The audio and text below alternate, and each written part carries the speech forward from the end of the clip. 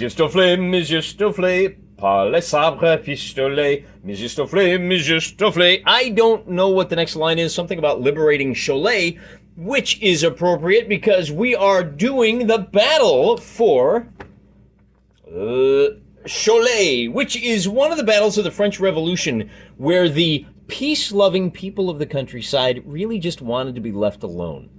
And those filthy, rootless cosmopolitans in Paris said, we can't allow you to just go about your daily lives and business because you keep doing dumb things like, you know, worshiping the faith of your fathers. You have to kneel down at the altar of reason and science because you have to believe in science. It's a very silly thing, but what are you going to do? Today we're looking at the left flank of the Royalist Army. In our last video, by the way, this is adapted from Wargaming Soldiers and Strategies, issue number 79. You can get this from Caravanserai Publishing is where I got it from, I want to say.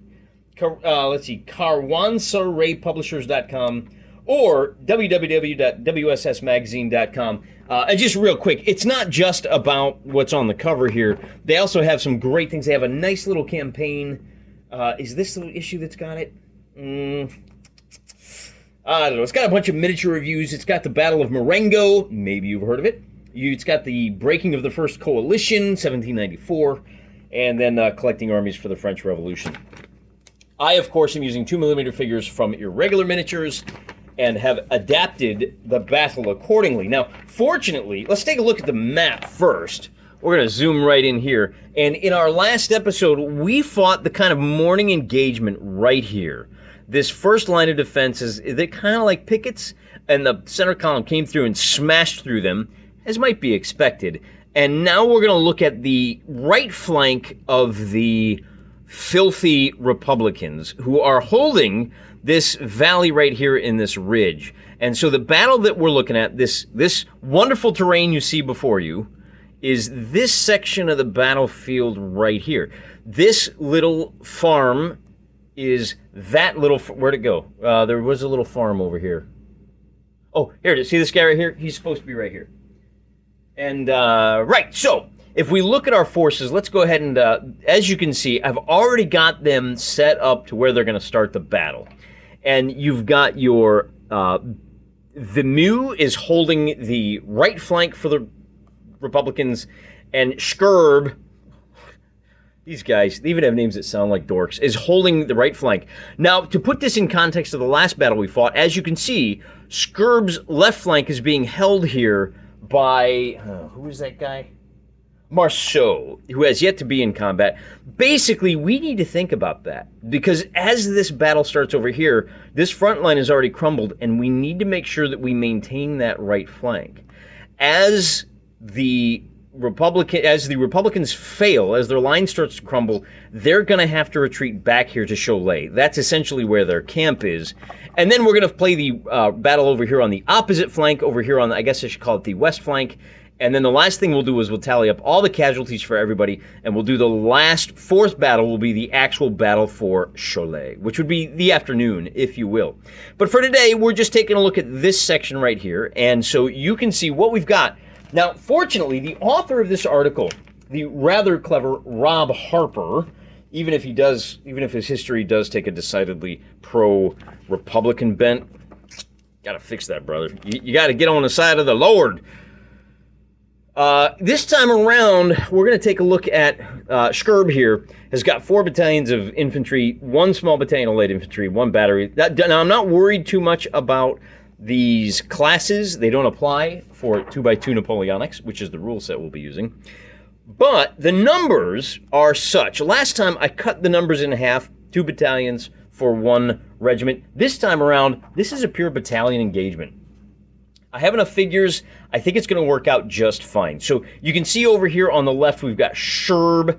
And as we go from left to right, we've got 2 regular infantry. We've got a battery here, another regular infantry, a battery, and 1 more regular infantry. He has been tasked with holding everything to the west of this road. We do have 1 unit of horses down here at the crossroads, waiting to see whether they should come up this way, or that way. Opposite him, on the far right wing of this line, is General Vimeux, who's got 6 battalions of infantry and 1 unit of grenadiers. Oh, there's also 1 light battalion that is also tasked with Scherb. Commander-in-Chief is going to be right here. If you total up all of these points, it's going to be about 35 points, which is exactly what you're supposed to use. Well, it's actually 40, but it's close enough for 2x2 Napoleonics. We're going to go ahead and play this battle out. Normally, the breakpoint would be at 5 units. I think that might work, but we might change it on the fly based on how things go. Looking across the field now, here is our army of the Vendee. They have marched along this ridge right here. You can see our hills. I did the usual, books under a drop cloth. That's all you need. The battlefield looks a little bit light. That's okay. There wasn't a whole lot, just looking at the scenario that's presented here in WSS Magazine. That'll be fine. On the left-hand flank, we have got Stofflet, and on the right-hand flank, that's Marigny. Wait, did I get that right? Stofflet, yeah, because we have 3 6 units of peasant pole-armed individuals, 2 regular infantry, 1 light infantry, and 1 light cavalry. Here's our commander-in-chief. And that is the infantry of Monsieur Stofflet. On the opposite side, we've got 1 battery. Again, Marigny is going to be the General... What's his actual rank there? General Gaspard Bernard de Marigny. And of course, General Louis Delbey is leading the entire army. Same thing, he's got 6 of these polearm guys, 2 regular infantry, 1 light infantry over here, and 1 unit of cannons. Okay, polearms. For those of you that aren't aware, polearms, these guys, how we're using them is as regular infantry, except that they have no musket ability whatsoever. They cannot shoot, all they can do is melee. Because they are melee specialists, they don't have any bonuses, any negatives. However, when you are fighting uphill, you are going to suffer I think we give +1 to the guy on top. I think we're ready to go. Because they're the attackers, we're going to let these guys go first. Let me pull the camera back. I'm going to move them up, and then we'll move on from there. They have completed their movement. One of the other things we should probably mention is that these guys are highly motivated. Their entire way of life is under attack. These guys... One of the reasons there's not a lot of artillery, there's not a lot of heavy cavalry on this side, is that these are the local peacekeepers. If I can remember, if I'm a good YouTube host, I'll throw up a map of the Vendee, and I'll show you exactly how far this region is from the other external threats to the burgeoning French Republic. These guys are basically Remps. They're in the rear with the gear. They're kind of, either tired or battered or unreliable guys. And remember, they are attacking... Why are they facing backwards? That's how bad they are. They are attacking their fellow countrymen, which is not what they signed up for. So we're going to give them just kind of standard morale. I mean, when the shooting starts, what are you going to do, right? On the other hand, we're going to go ahead and give these guys... the bonus for morale is going to be that their commander, their beloved commander, has a command radius of 8 inches... Gives him an extra 2 inches on either side, gives him a little bit more flexibility. He's only got a command radius of 6 inches, which will be important, as you'll see shortly. I have already taken the liberty of moving now that everybody's out of range. There's no cannon fire, no gunfire here. Player 2 is going to be our Republicans. They have already moved. As you can see, they're bringing their lineup in line with these guys. They're going to try to hold this ridge right here. And so it's a bit of a race, but I think it's one they're going to win. They've also tried to reposition their cannons off this way so they can rain hot death down. Cannons get a +1 when they're at the top. And also, when you're assaulting uphill, I give the guys at the top of the hill a +1. Light guys are running along here, taking full advantage of the road. And at one last move, I think we're going to make the heavy cavalry can normally move 4 inches. They can move 5. We're going to bring them up there. And I think that's good for turn number 1. Moving on to turn number 2, I'm going to go ahead and pull everybody up on the Vendean side, and we'll show you what's up. I am going to continue to zoom in as our boys, as our lines close with each other. The Royalists have moved, then they rally. Now player 2 shoots. I don't think player 2... All right, now is where it's going to get ugly, because player 2 is... Oh, that's almost... They're not quite in shooting position yet. 8 inches is close from the center to, we're going to give it to them by just a quarter of an inch. That is a long range shot, so it will be at -1. However, it is also a, they're up on top, so it's a +1. So it's going to be a straight D6. We are looking for a 5 or higher. Nothing doing. Then we move on to the Royalists get to do, or excuse me, the Republicans get to move. So we're going to bring this cannon up, and we're going to bring this guy over here to protect. He protect, and 3 inches he protect as well. We're going to try to fill in that gap. So they're leaving their buddies off on the other side of that farm a little bit unprotected. Maybe what we should do, let's pull them back just a little bit longer. Let's kind of refuse this flank. Remember that with only a 6-inch range, he really has to decide which of these sides of the slope he's going to help. With these guys hanging tight, we can move these guys into position. We'll slide them over, and then if they rotate, they can move 3 inches to there. No, we don't want to do that. We're going to bring these guys all the way over. That is our... The one good thing they've got going for them is that these guys are elites, and they don't need to. They can self-rally, but they're the only ones who can. So these guys, it's going to cost 3 inches. We'll just move them to there, or maybe we'll put the light guys in there so that they can defend the road and kind of give these guys somebody to fall back to. That's a good idea. Let's do that. And then our general is just going to hang tight. I think we can also bring them up just a little bit more. I think this is going to pay off some dividends by keeping our general at least within 6 inches of our cannon. So if they get disrupted, we've got, and then this guy over here. So these guys are kind of on their own, but I think that'll be all right.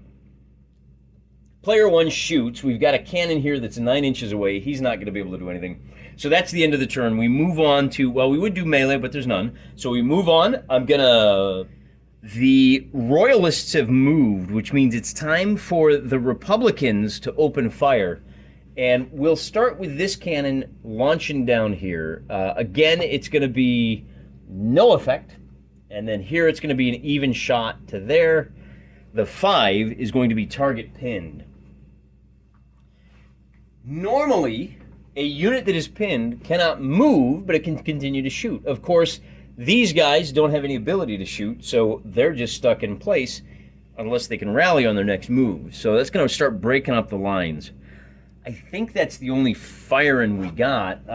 These guys, nope, these guys are within range, so they're going to take a shot. It's going to be first fire, which puts them at +1. And a 7 is big. Right out of the gate, things are going poorly for the Vendee. 7 means the target routes. And route means, well, first of all, on a 1 or a 2, they're eliminated. So they're not eliminated. They are going to reverse face and maximum move directly away. It is also disrupted. If it touches an enemy unit, that enemy unit is also disrupted. So they're going to go 1, 2, 3 to there. And the red means they may not move or fire. Interesting question. Does it carry them out of command radius? Pretty close. It's just about 8 inches. Given the hill, I think we're going to call it out of command radius. But I do think that's the only in-range shooting that they've got. So now but they are pinned. So they took their shot. There's the white smoke of their musket fire. And now they can move. Nobody over here wants to move. They're all purr-to happy. We're going to move this side forward, faux show. They're going to come up. They're going to come up 3. They're going to turn and come up 3 to there. They're not quite there yet, but that's all right. And then we'll just kind of slide these guys over. Why don't we go ahead and kind of rotate them so they're facing a little something like that. If we were smart, we probably would have put those guys here. Oh, no, because that's right. We want these guys because they can self-rally. And then we'll bring our big horses, our heavy lancers can come up here. 5 inches as long as they're moving along the road. And I think that's all the movement that we want to do. Unless we want this guy, now they can move, he can move 6 inches. I guess we'll bring him up to here. This turn, that way on the rally phase, they have a chance to rally. And on a 4, I don't think they do it. You rally on a 5+. Unless you're in contact, enemy within 2 inches is a -1. So they, okay, they only rally on a 6. I don't think we need to rally him on a 6. We probably shouldn't have run him up there. It is what it is. Now player 1 shoots, and at least their cannon gets to get in on the action. We're going to fire at this guy, and it's going to be hoping for a high number. We don't get it. And I don't think we have any other fire. So we resolve melee. There is no melee. So we move on to the Royalists get to move. And so we've got some big contact here. Here. They're moving up to kind of give some support. These guys are going to stop right there. And I think we're just going to... I want to see what happens if we just open fire and just get involved. Now, they're going to have to wither. Now, they're going to get stuck in. We might as well do the dice off.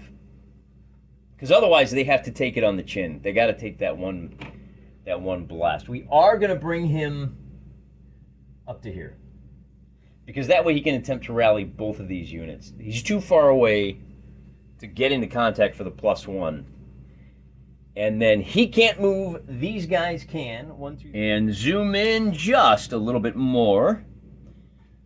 Player 1 gets to rally his units. We're going to try to rally this guy first.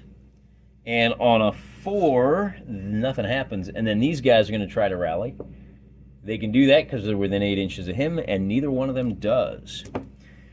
So, you know what? The last little bit of movement I wanted to do was bring these guys up to here. I think that's about as close as they can get.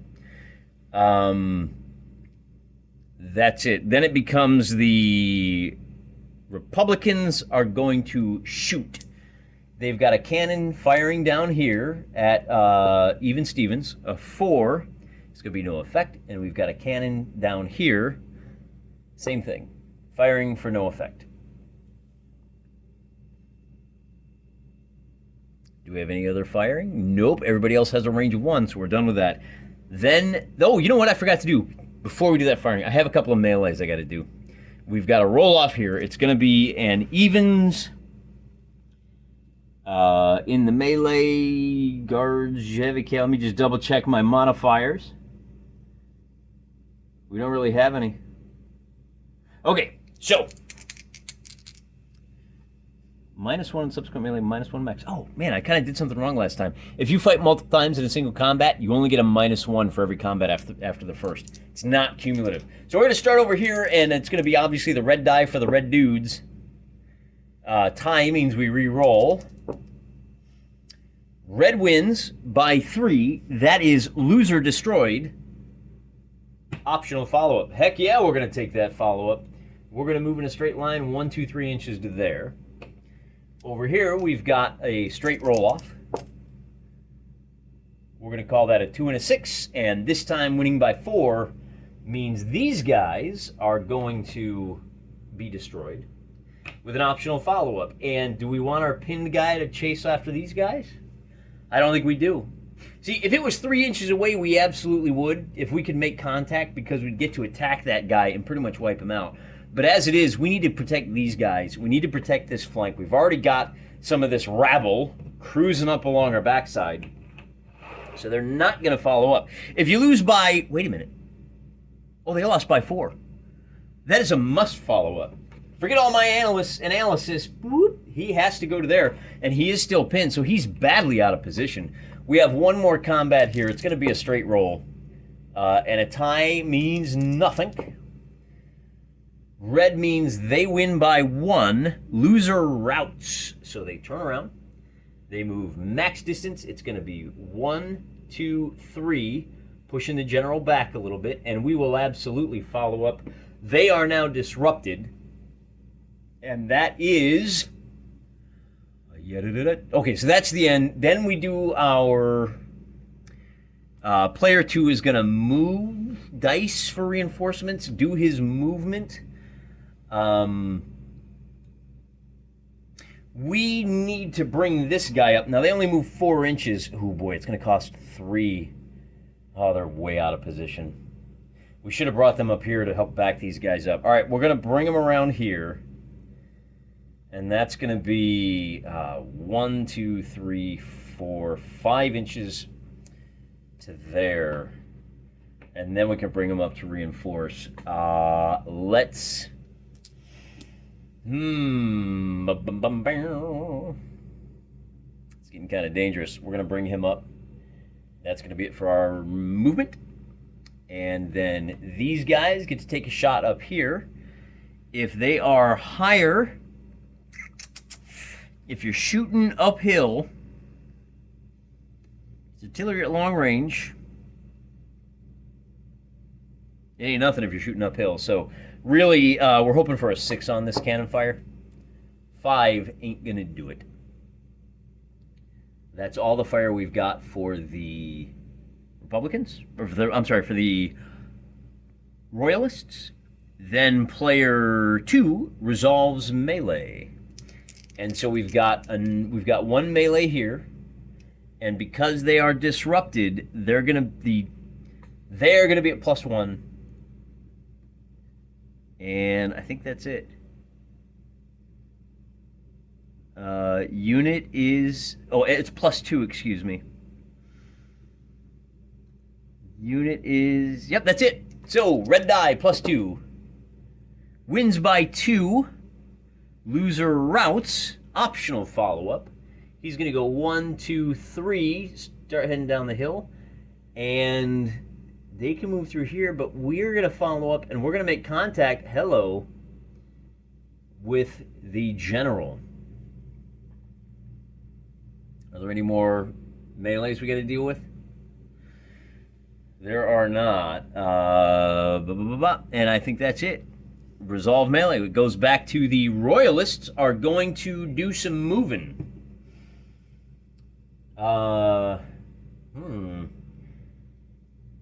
They're pinned. That's good. We're going to go ahead. So they're already in contact. Are we 3 inches away? We're too far away to do much. We can't even reach this disrupted guy. But that's all right. We're going to go ahead and move to here and stop, and we're going to start taking some pot shots here. We'll move 3 inches to the road. And I don't know what these guys... There's some guys over here on the road. Let's see if we can... turn and show you. I don't know what they're doing over there. They're going to run down that road and see what they can do. They're peasants. What do you expect? We're going to move into contact here. Man, if these guys... Well, they don't have any way of... Well, they might not. I'll tell you what we're going to do. We're going to go ahead and 5, 6. We're going to move to there. I just don't like the idea. So 3 inches to there. These guys are about to get into trouble. We're gonna... these guys are light cavalry. They're gonna move up to here. Oh, why don't we move them up to here? Ooh. Yeah, we're gonna... We're gonna leave them screened by these pinned units. Because I don't like the idea of charging up into these guys. You shoot it at cavalry, it gets ugly quick. All right, everybody on that wing has moved. Everybody on this wing, it's going to be making contact.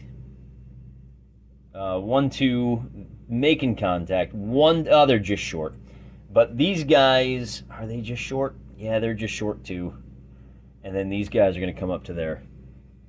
So we do have a couple of melees over here. We've got these guys have just enough to get to the top. And then... hang on there. We'll get to that in a second. Is there anybody else on Team Red that we can move? I think we moved them all. Yeah, we did. Okay.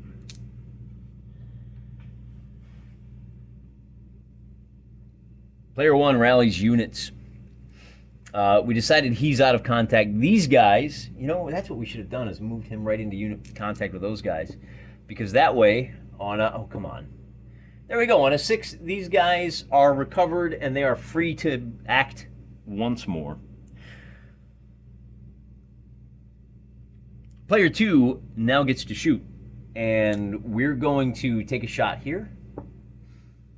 And look at that. With a 6, the target is disrupted. So just like that. And what does that mean? Disrupted, may not move or fire, and is more vulnerable to attacks.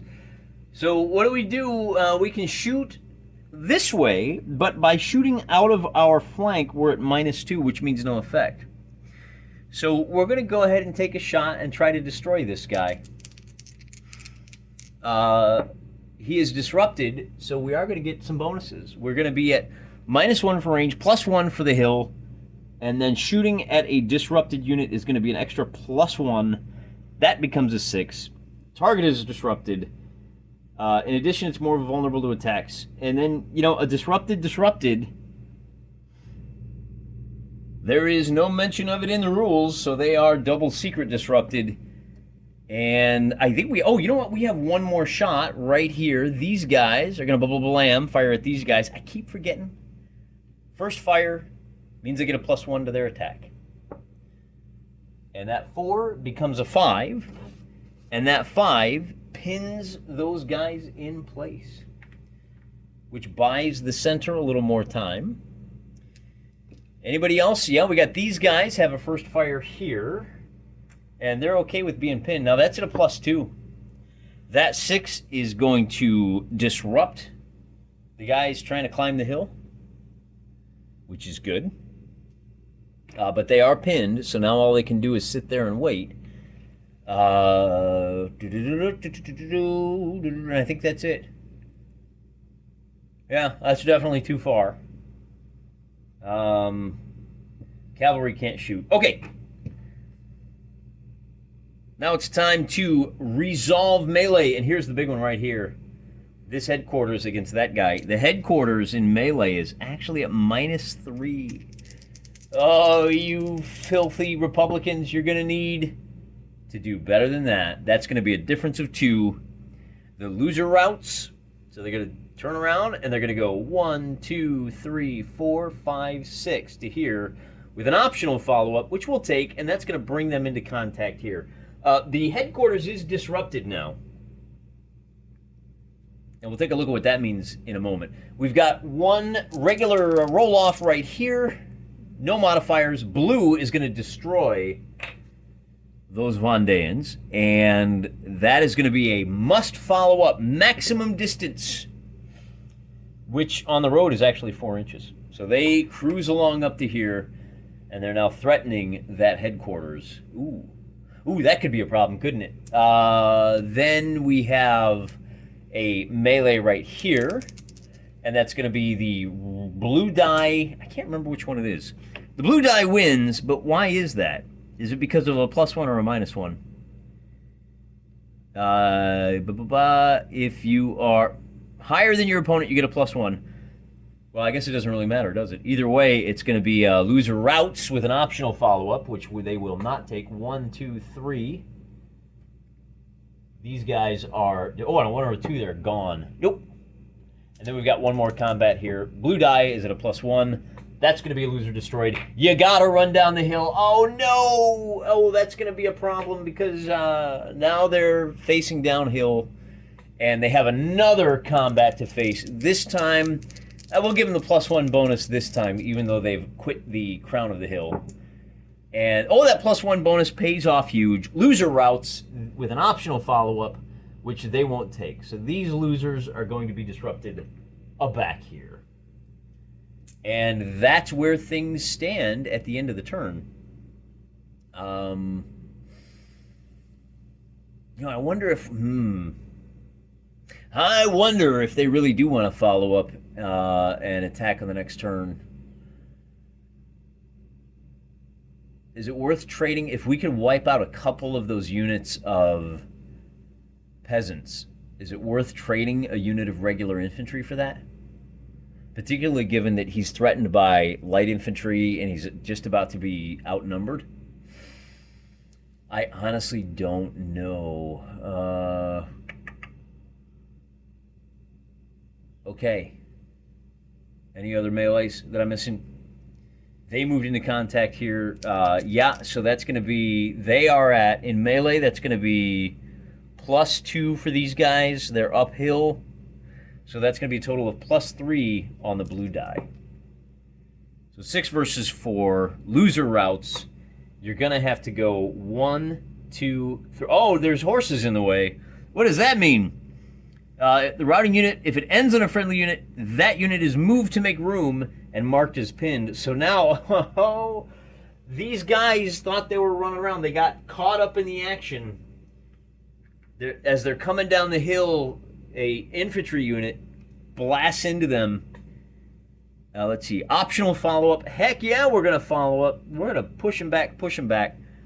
Push them all the way back. And that really is it for all of the melee. So, moving on, the Royalists are going to move. And so we're going to assault this cannon here. We're going to assault... Are we going to assault? I don't think we are. I think we're going to run over here. And I think we're just going to open fire.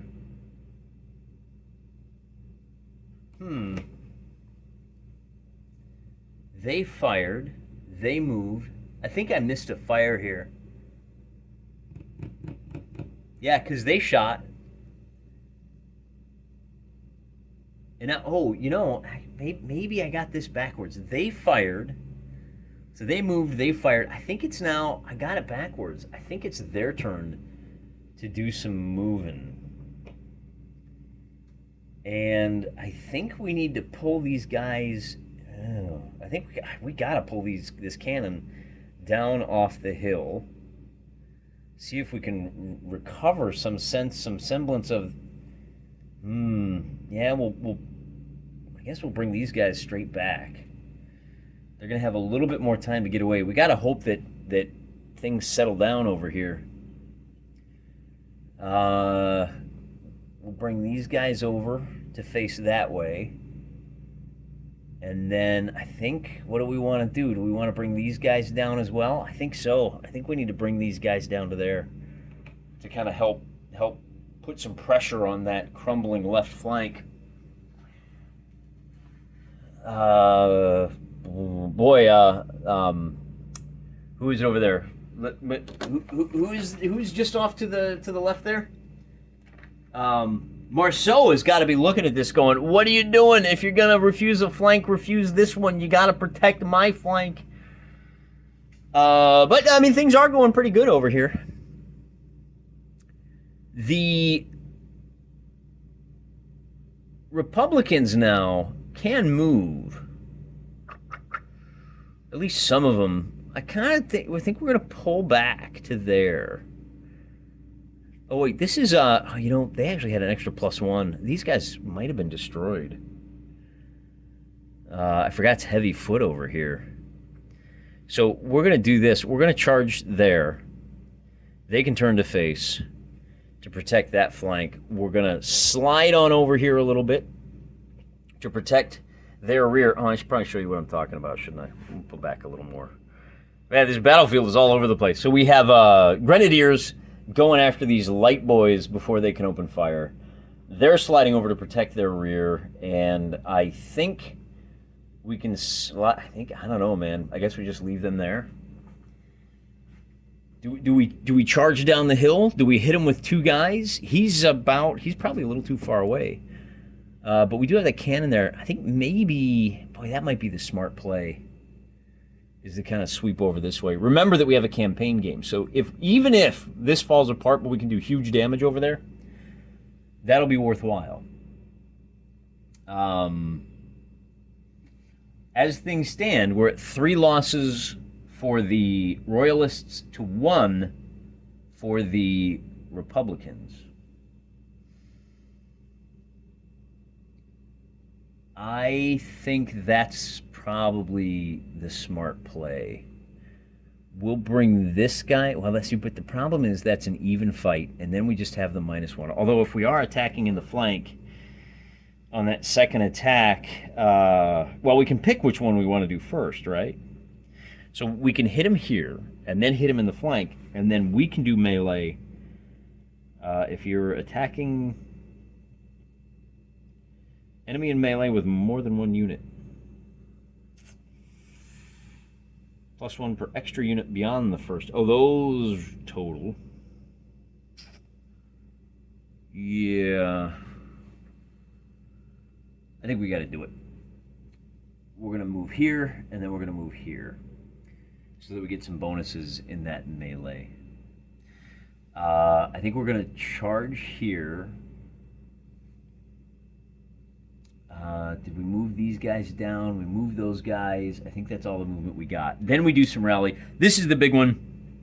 The HQ is disrupted at -1. So he's at +1 altogether. We need a 4, 5, or 6. Nope, he's still disrupted. So nobody else. I don't even think. Roll D6, units rally. I think you need to be within 6 inches of an undisrupted. The headquarters is running for their lives. They can't rally anybody. That's going to be an issue for them. But that is all of the movement. So now player 1 gets to do some shooting. And we've got an artillery here. But who can they shoot at? I don't think they have any shots, because everything is falling apart. They're too far away. They're too on the flank, which may also be an issue for them.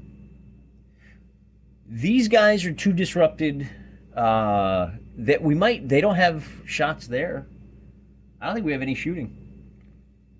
So then we do resolve melee. We've got a melee over here, which is going to be at enemy is disrupted, +2 to the red die. Not higher, so it's just +2 to the red die. A tie roll means roll again. A difference of 4 is going to be loser destroyed, must follow up. So it's now 2 to 2. And we have to follow up. And that is a heavy cavalry, which is +2.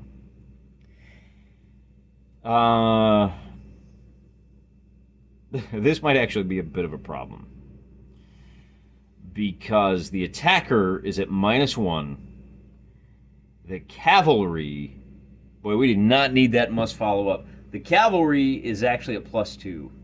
So once the infantry dissolves, now the blue die is at +2 for a 6 versus 4. A difference of 4 is going to be loser destroyed, must follow up. Heavy cavalry are going to move, well, it would be 4 inches, but the hill's in the way. They're going to stall out right there. And that puts the score at 4 to 2. We have a fight here, which is going to be an even roll. And with a difference of 3, the loser is destroyed. That's you. With an optional follow-up, but we're going to take it, because these guys are just going to keep shooting at us. So we move into contact there, and it's going to be a -1. So with a difference of 1, the loser routes. That's these guys. These guys are going to rout. And on a 3, they're not destroyed, so they're going to go back 1, 2, 3. And they are going to become pinned and disrupted. I think you actually replace the pin with a disruption. With an optional follow-up. Do we want to follow up? Yeah, we do. We might as well follow up to help protect these guys. Then we've got a fight over here. They're going to be at +1. They're going to be at nothing. So that is a... Wait a minute. It's subsequent attacks. Enemy is in melee with more than 1 unit. Is there any other...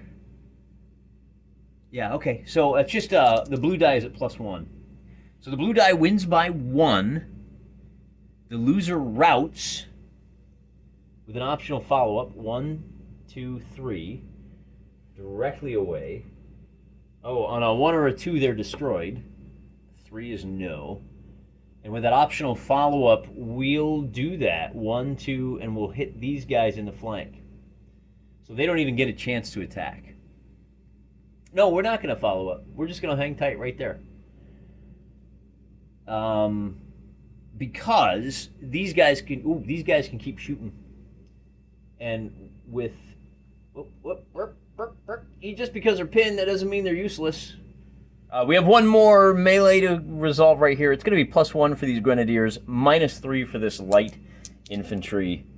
And as you might anticipate, it's going to be a 4 versus a 7, a difference of 3.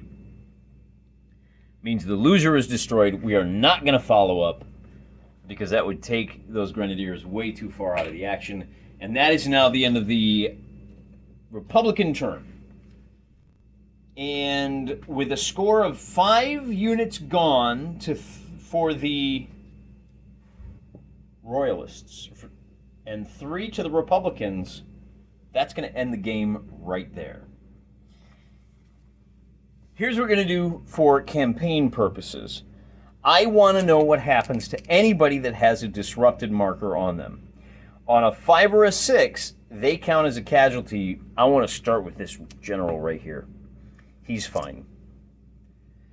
And then the rest of these casualties are for the... Well, no, there's one more. Bring it up over here so you can see. We got one more. No, he's only pinned. Pinned is fine. So we'll go from left to right. Is he destroyed on a 5 or 6? Is he destroyed on a 5 or 6? Is he destroyed on a 5 or 6? Yes, he is. Is he? No. Is he? No. And then we've got 1 and 2. 1 and 2. He's destroyed. So 2 more. So if we come over here and take a look at our casualty over here in the graveyard, it's not looking good for the Republicans. I think they took a beating over here on this flank. The battle is ended, and here's the difference. You've got 3 regular units, 3 battalions of infantry gone on the Republican side. You've got 5 battalions of polearm armed peasants gone, 1 regular battalion, and then 1 light battalion. So when we do our 4th battle now, we're going to have to go back and remember what those casualties are. In fact, I think I'll go ahead and mark those in the magazine, just so that I don't forget, and I don't have to go back and do any research. And if you look at it another way, the battle now stands at 1 point to the Royalists, 1 to the Republicans. But of course, it's all about that sudden death overtime, which we'll get to after finding out what happens on the western side of this battlefield. Until next time, remember guys, I'm praying for you.